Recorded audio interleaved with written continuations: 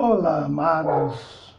Quero cumprimentar a cada um de vocês com um forte abraço, aos meus irmãos que estão distantes, morando em outros estados, meus primos, irmãos, minha mãe, meu pai João, todos os nossos familiares e amigos que nos ouvem nesta hora.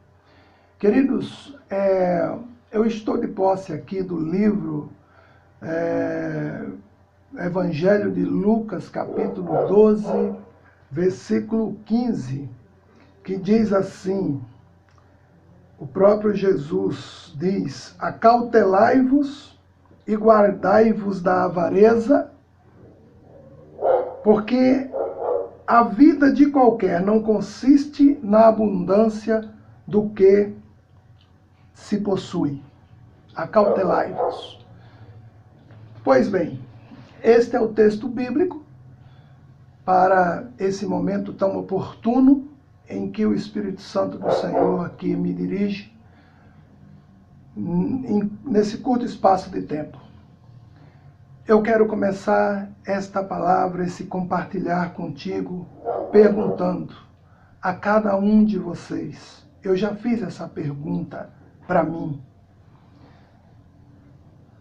Mas antes eu quero dizer para vocês que eu sou o pastor Manuel Pereira dos Santos, conhecido como Pastor Manuel Santos, um dos pastores do Ministério Voz da Verdade, aqui na igreja sede, Voz da Verdade CN, Centro-Norte do Brasil, igreja sede em Cuiabá.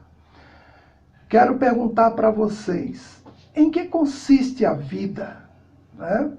É uma pergunta que às vezes nos leva a forte meditação. Então, outra pergunta eu gostaria de colocar para você. O que é a vida para você? O que dá sentido à vida? Riqueza exacerbada? Nada contra a riqueza, a palavra de Deus. Jesus nunca disse que quem tinha bens materiais não ganharia, não receberia dele a salvação. A questão é que quando as pessoas colocam o coração na riqueza e esquece de Deus, aí ela se traumatizará, Ela estará perdendo o rumo da eternidade. Mas, querido, não é muito difícil, baseado nesse comentário, não é muito difícil observar e perceber que a maioria das pessoas naturalmente tende a estabelecer seus objetivos de vida baseando-se em ganho financeiro e material. O mundo de hoje é assim. O que Jesus alerta no texto de hoje, Lucas 12, versículo 15, A vida de qualquer não se resume naquilo que possui. Como lidar com a ganância? Jesus estava nos chamando a atenção para isso. Tomem cuidado com a ganância, o querer demais. Talvez involuntariamente ou inconscientemente, as pessoas acreditam que mais dinheiro e maior patrimônio é o que importa. Até porque nós vivemos num mundo capitalista, no mundo do ter, onde o ter deve, assim entende o senso comum, de uma maneira quase que geral, que o ter deve superar o ser. Você já leu um livro de finanças pessoais ou um guia de orientação financeira escrito por especialistas em economia e finanças da nossa sociedade? Já ouviu palestras ministradas por eles? Embora seus ensinos pareçam muito convincentes em geral, são diretamente confrontados e contrários ao que Jesus adverte no texto de hoje.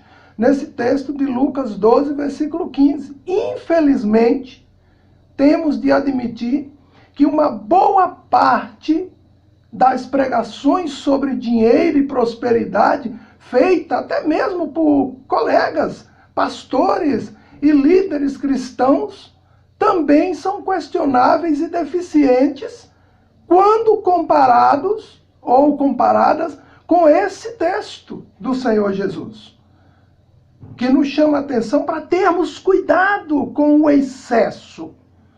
Por isso, creio que o ensino de Jesus nesse único verso é extremamente importante para o crente, o servo de Deus, que busca viver a vida cristã autêntica, pois lhe dá uma compreensão de como, em geral, as decisões no mundo em que vive são tomadas, ou seja, motivadas pela ganância, e como não incorrer no mesmo erro. É o que Jesus está tentando nos fazer entender.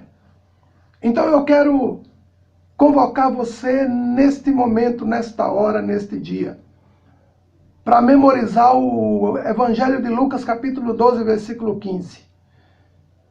E perguntar para você, mas em que consiste a minha vida? Aproveite para relembrar alguns textos bíblicos que mostram o que deve direcionar a vida do cristão. A sua vida, meu amigo. O que deve direcionar a nossa vida enquanto povo de Deus? Eu vou te dar umas referências. Mateus capítulo 6, versículo 33. Né? Buscai ao Senhor. Está dizendo lá. E toda a sua justiça. Porque todas as outras demais coisas Ele vos acrescentará. Mateus 22, do versículo 37 ao 40. Lá em João capítulo, Evangelho de João capítulo 14, versículo 15, eu tenho essas referências. E também lá no livro de Colossenses, capítulo 3, versículo 17. E aqui também Mateus 28, do versículo 16 ao 20. E vamos lá no livro de Atos, capítulo 1, versículo 8, que o nosso Deus tem algo assim, através da vida dos apóstolos, dos santos apóstolos de Deus na igreja primitiva, tem algo tremendo para nos dar em conclusão, ou melhor, para que possamos concluir melhor o raciocínio do Senhor Jesus. Amém? Eu oro a Deus pela tua vida e peço também a tua oração pela minha vida e pela minha família, porque temos um chamado de Cristo para conduzir pessoas à eternidade com Ele, né? Para morar nas mansões celestiais do nosso Deus.